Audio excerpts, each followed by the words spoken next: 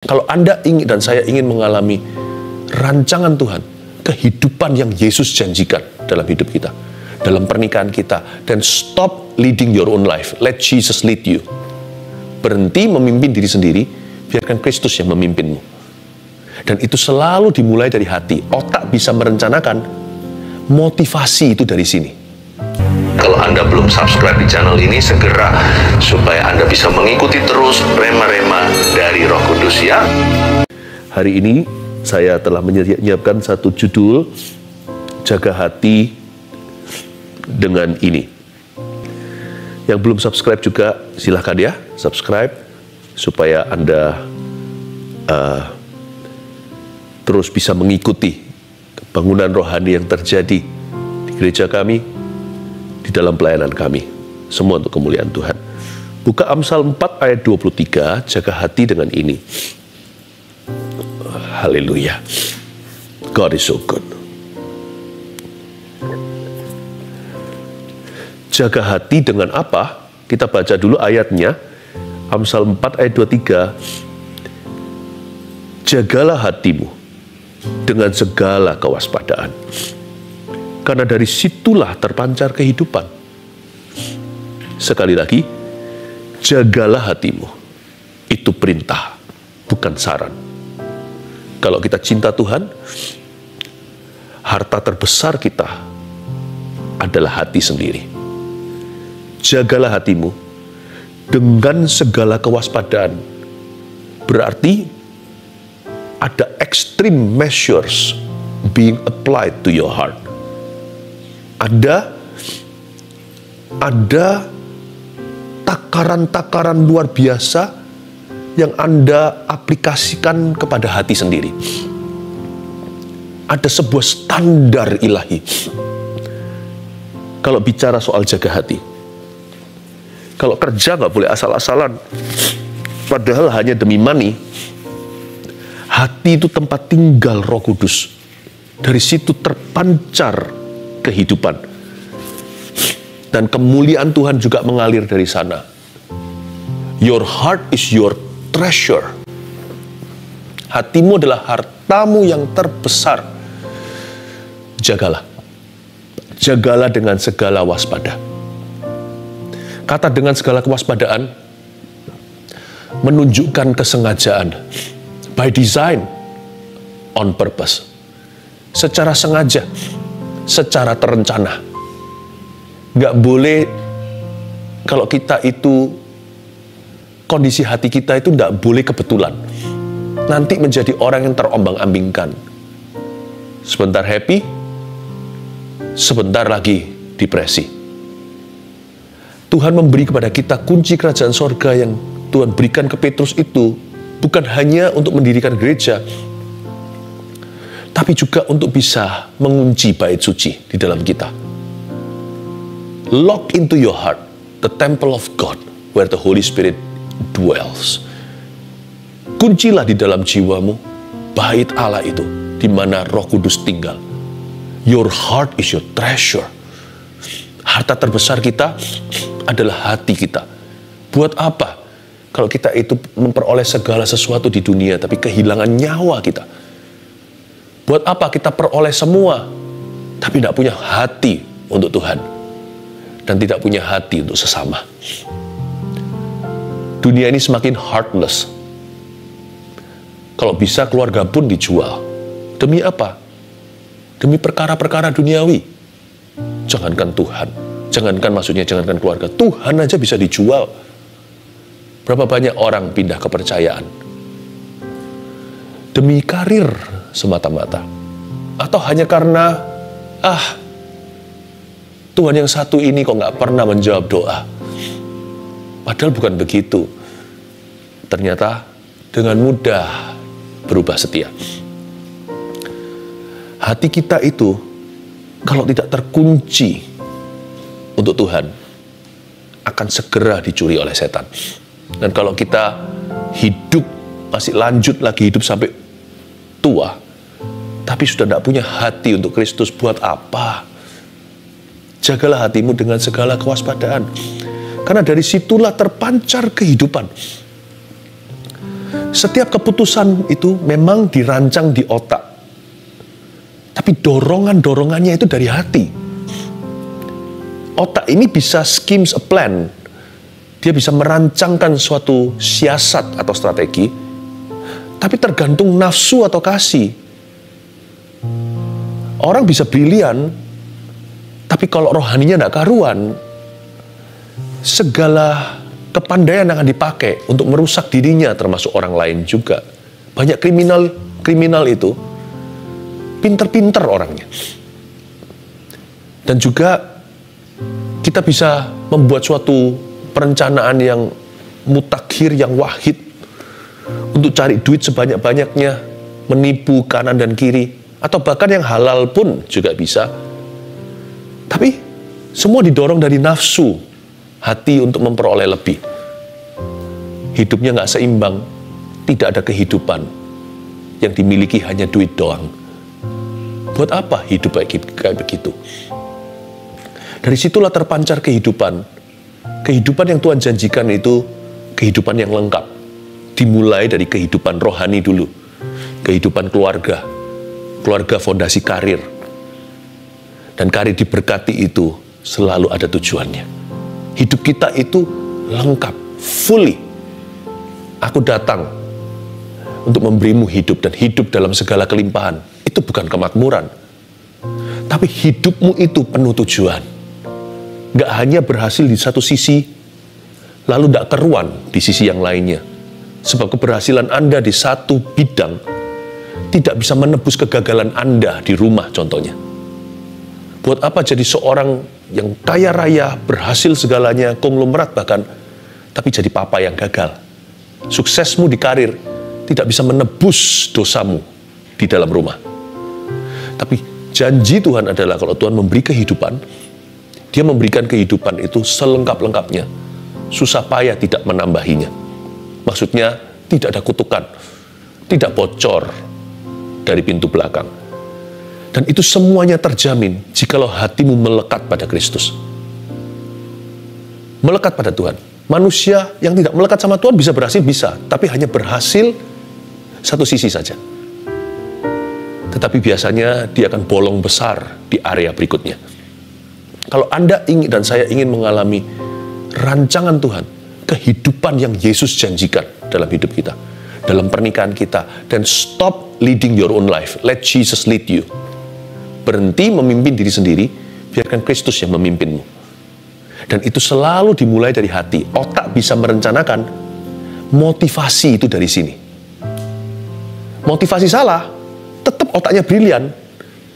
Bahkan bisa menciptakan kejahatan secara kreatif bahkan. Atau kalau otaknya, kalau motivasinya bersih, dikuduskan oleh Tuhan, lebih brilian lagi di sini. Karena Tuhan itu sumber hikmat, hikmat Salomo, ingat.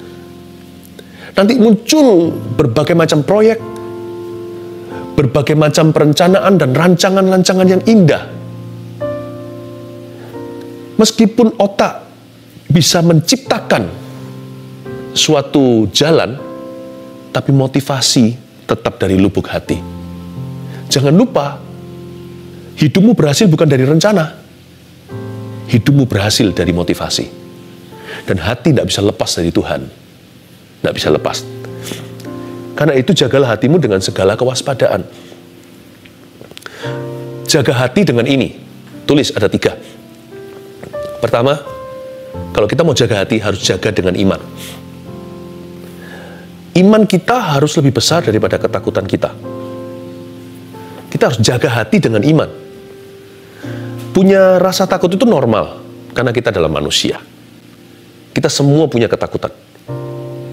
Nggak perlu kita sangkali. Oh, nggak boleh takut, nggak boleh takut. Nggak. Mungkin kita punya rasa takut dengan hal-hal tertentu. Nggak tentu itu setan.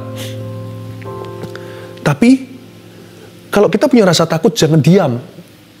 Jangan tidak berbuat sesuatu. Kita biarkan aja rasa takut itu pelan-pelan jadi besar. Dari anjing kecil, papi, menjadi anjing yang raksasa. Jangan biarkan rasa takutmu menjadi penguasa dalam dirimu. Dimulai dengan takut biasa, menjadi takut yang paranoid atau berlebihan.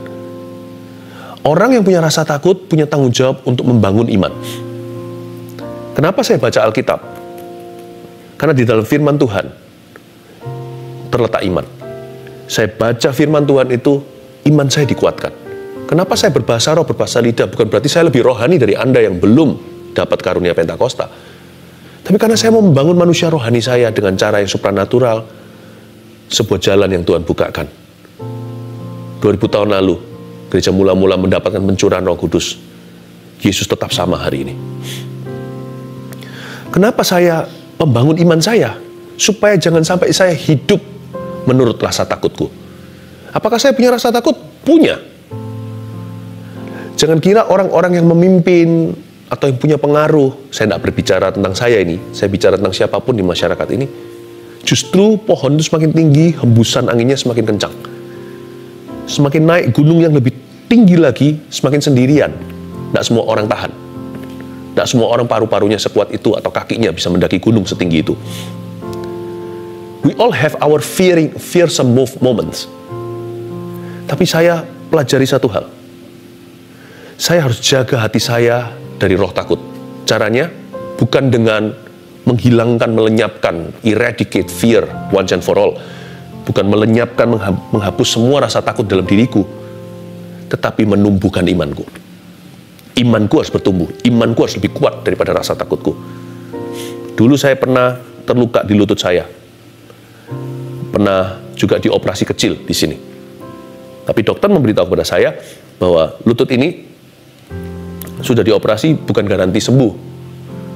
Setelah itu, Anda harus olahraga, kencangkan, kuatkan, besarkan otot paha dan betisnya, supaya nanti lutut-lutut ini disanggah. Jadi, sama dengan Anda hari ini, iman Anda harus besar. Lebih besar daripada rasa takut Anda. Nggak perlu kita, kalau kita lihat satu orang selalu dirudung ketakutan, nggak harus kita tengking-tengking saja. Kecuali ada kasus-kasus khusus yang memang berlebihan. Tetapi sebenarnya, kalau iman orang itu bertumbuh, rasa takut itu pergi sendiri, atau dengan kata lain tidak pergi pun terkontrol, terkendali. Ingat ya, takut kita itu kadang-kadang tidak rasional. Anda ingat yang namanya Goliat. Goliat itu dilengkapi segala sisi, depan, belakang, atas, bawah. Helmnya itu sudah round, bulat, itu penuh dengan baja. Badannya itu dengan besi semuanya. Bahkan tombaknya seperti tenung, seperti mesin jahit katanya. Berat sekali, pedangnya mungkin 1-2 orang normal nggak bisa angkat. Sampai kaki-kakinya semua dilindungi. Dia sudah istilahnya segala sisi diasuransi. Semua pintu ditutup, jendela pun ditutup rapat. Bukan hanya virus, maling pun, jangankan maling maksudnya, nggak bisa masuk, virus pun nggak bisa masuk. Siapa tahu, kematian merayap masuk ke dalam tubuhnya lewat satu lubang kecil di dahi. Justru di area yang dia tidak jaga, di situ kebobolan dia.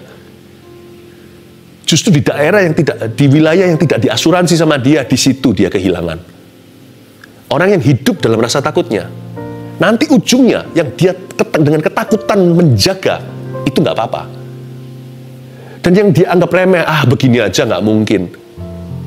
Kita jaga segala sisi, matinya hanya karena kejegal kursi.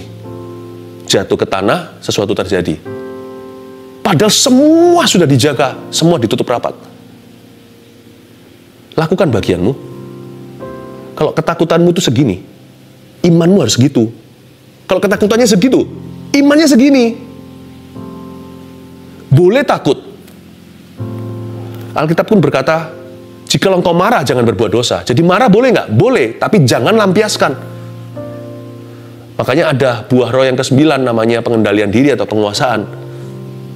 Silahkan kalau mau angry, tapi jangan mukul istri. Silahkan kalau marah, tapi jangan sampai keluar sumpah serapah. Silahkan sana takut, nggak apa-apa. Saya juga pernah takut. Tidak banyak sih, untungnya tidak banyak. Tapi saya ada malam-malam dalam hidup saya, sepanjang saya ikut Kristus, di mana saya menghadap ke langit-langit, tertidur di ranjang saya. Saya berkata, Lord, I'm scared. Lord, I'm scared. Tapi biasanya pagi hari, tidak lebih daripada 2 hari, I get over it. Saya sudah bisa melalui. Bukan karena fear itu pergi, tapi karena iman saya tumbuh dalam 2 hari itu dengan pesatnya. Karena saya melekatkan diri, merapatkan barisan dengan Tuhan saya dan firman-Nya. Jadi akhirnya yang saya rasakan bukan fear lagi, tapi faith, tapi iman. Masa pernah Pastor Philip gitu? Pernah, semua orang pasti ada waktu-waktu demikian. Nggak banyak sih kalau setiap hari, nah itu sesuatu yang nggak normal. Tapi I remember, saya bisa recall, saya bisa ingat, ada momen-momen di mana saya berkata pada Tuhan, merinding dan berseru begini, Lord, I'm afraid. Kadang-kadang bisa tahu saya takut apa, kadang-kadang saya nggak tahu. What am I afraid of? Pokoknya I'm scared. Ada waktu-waktu seperti itu. Paulus pun pernah kan, makanya Tuhan memberi dia penglihatan, di mana Tuhan berdiri di sampingnya dan berkata, aku punya banyak pengikut di kota ini, jangan takut, terus beritakan Injil. I am with you. Do not fear, jangan takut. Yesus, Tuhan Yesus, di Getsemani, didatangi malaikat untuk menguatkan. Sebelumnya, Musa dan Elia di Gunung Transfigurasi berubah-ubah. Tuhan Yesus bawa murid-muridnya, Petrus, Yohanes, dan Yakobus. Kenapa? Tidak sanggupkah kamu berjaga bersama dengan aku? I need you. Anak Allah loh. Tapi Yesus berdoa, bukan seperti kita, membiarkan rasa takut merasuk kita. Yesus berdoa, lawan arus, hingga meneteslah peluh darah. Saya kalau begitu, saya nggak lama setelah itu, saya ambil Alkitab saya, berbahasa roh, berbahasa lidah, nangis, nyanyi. Kalau perlu saya tersungkur di depan Kristus. Saya tidak lawan itu takut, tapi saya tumbuhkan iman, dan iman itu lebih besar dari rasa takut. Itulah kemenangan. Tangkap ini, jaga hati itu bukan berarti hatinya kayak malaikat. Jaga hati itu berarti pilih apa yang Anda tumbuhkan. Jaga dengan iman. Sebab iman kita harus lebih besar dari rasa takut kita. 2, jaga hati dengan apa? Dengan pengharapan. Pengharapan kita harus lebih besar daripada penyesalan kita. Jaga hati itu dengan pengharapan. Saya suka baca Alkitab, setiap kali saya buka Alkitab, saya dapat pengharapan yang baru. Jarang buka, jarang ada pengharapan. Sering buka, sering ada pengharapan. Tidak buka, tidak ada pengharapan. Karena manusia selalu merekam hal-hal yang buruk, apalagi dari masa lalu. Kalau kita menyesal sesuatu, kita pernah berbuat salah, atau mungkin hidup kita ngalami kecolongan sesuatu apa, ya udahlah. Apa yang sudah terjadi di belakang kita itu sebagai lesson, sebagai kuliah, biaya mata kuliah. Tapi kalau tidak diimbangi dengan sebuah pengharapan atau janji baru yang kita terima, atau janji lama yang diperbarui dalam hati, lama-lama kita ini bisa hilang visi. Karena itu saya suka sekali ketika saya berbahasa roh, hati saya itu melompat-lompat, tapi saya belum dapat substansinya, belum dapat esensinya. Ketika saya berbahasa lidah, roh saya itu jadi peka untuk terima pengharapan dari Allah. Ketika saya buka Alkitab, pengharapan itu menjadi jelas dalam kata-kata yang saya dapat pahami. Waktu saya berbahasa roh saya dipersiapkan. Ketika saya buka Alkitab, akal budi saya menangkap janji-janji Tuhan. Indah. Saya sering mencatat. Saya tulis, Tuhan berjanji gini, ayatnya di sini. Tuhan berjanji begitu, ayatnya di situ. Bahkan di agenda pribadi saya juga, yang harian, yang bulanan, yang sepanjang tahun. Saya punya itu semuanya. Saya tulis janji Tuhan, tahun ini buat saya. Sehingga tahun ini saya selalu berjalan ke depan. Setiap bulan berlalu, mataku tertuju ke ujungnya. Tuhan janji itu pasti akan terjadi. Beritahu aku peranku apa. Itu saja. Hati yang penuh dengan pengharapan. Memandang ke atas. Memandang ke depan. Dan pasti kuat berjuang. Karena bensinnya adalah pengharapan, bukan penyesalan. Penyesalan itu boleh. Tapi menjadi pelajaran buat kita. Mata kuliah tadi yang saya sebutkan. Tapi tidak bisa menjadi gambar depan. Tampak depan kita itu harus janji. Jaga hati itu dengan pengharapan. Waktu hati kita itu view-nya, lihat kalau ke hotel ya, view-nya gunung, laut, itu yang mahal. Yang view-nya itu parkiran, itu yang dijual murah. Jangan view-nya hidupmu, hatimu itu parkiran. View-nya itu harus ke depan. Pemandanganmu harus pengharapan. Hati yang dijaga gini, gak gampang jatuh dalam dosa. I guarantee. Karena mau dosa dia mikir, sayang ngapain dibuang di sini. Ngapain aku dihentikan? Ngapain aku sia-sia hari ini? Buat apa semua yang kuperjuangkan pupus? Hanya begini. Kalau orang punya pengharapan, biasanya pikirannya panjang, matanya nggak gelap, nggak buta hati, digoda langsung jatuh. Makanya itu, kita nggak hanya beranjang pada jangan-jangan. Perintah jangan itu penting supaya kita tahu boundary atau batasan. Tetapi kekuatan iman kita terletak pada pengharapan. Kita diselamatkan oleh pengharapan, kata Roma 5. Kalau orang itu punya hope, biasanya hidupnya punya kekuatan. Kalau orang itu hopeless, itu bahaya sekali. Bunuh diri pun jadi. Matanya gelap, dia nggak bisa lihat hari esok. Jaga hati dengan segala waspada. Itu artinya isi dengan pengharapan. 3, kasih. Kasih kita harus lebih besar daripada perasaan kita. Jaga hati itu harus dengan kasih. Segala waspada itu maksudnya dijaga dengan kasih. Hati itu harus terus diisi sama kasih. Hati itu harus harus tender. Harus empuk, dibacem terus, direndam di dalam kasih. Dibaptis hanya sekali. Badan kita masuk ke dalam water, ke dalam air. Hati kita tidak boleh keluar dari air. Hati kita harus direndam 24 jam sehari, 7 hari seminggu, 365 hari setahun di dalam baptisan Roh Kudus. Terus direndam dalam kasih. Sebab Allah mencurahkan kasih kepada kita lewat Roh Kudus dalam hati kita. Hati kita itu harus penuhi dengan kasih. Tunggu dulu. Kasih itu apa ya, Pastor Philip? Kasih itu apakah perasaan love, seperti yang dinyanyikan oleh lagu-lagu cinta di dunia love songs itu? Bukan. Kasih itu ternyata bukan sekedar perasaan. Kasih itu kualitas hati. Bukan sekedar feeling. Buktinya, kasih itu setia. Kasih lemah lembut. Kasih murah hati. Kasih itu panjang sabar. Kasih tidak sombong. Kasih tidak merujuk pada perasaan. Kasih menunjuk kepada karakter. Kasih itu setia. Kasih lemah lembut. Kasih murah hati. Kasih tidaklah sombong. Kasih tidak cemburu. Kasih itu panjang sabar. Kasih itu setia. Kasih lemah lembut. Kasih murah hati. Kasih tidaklah sombong. Kasih tidak cemburu. Kasih itu panjang sabar. Oh, I see. Love is not a feeling. Love is quality. Hati kita harus diisi dengan kasih. Maksudnya begini, kalau kita melekat sama kasih Yesus, saya nggak suka sama orang ini. Nggak suka bukan berarti saya nggak bisa baik hati. Karena kasih itu kebaikan. Kasih itu baik hati. Kasih itu murah hati. Musuhku datang minta minum, meskipun dia merugikan saya kasih dia minum, memberi bara api di kepalanya. Saya tidak mau membalas kejahatan dengan kejahatan. Karena kasih bukan perasaan. Kalau mau tanya perasaan manusia, pinginnya balas. Tapi kalau hati kita dibacem, direndam di dalam kasih Yesus, kualitas-kualitas yang disebut tadi, kasih itu setia, kasih lemah lembut, kasih murah hati. Kalau Anda menjaga itu, langkah kakimu pun akan dijaga daripada langkah-langkah berdosa. Anda pun tidak akan melakukan seenaknya semau gua. Kalau orang itu hidup dalam kasih, jalan hidupnya dituntun oleh Tuhan. Setiap keputusan akan melibatkan Tuhan Yesus di dalamnya.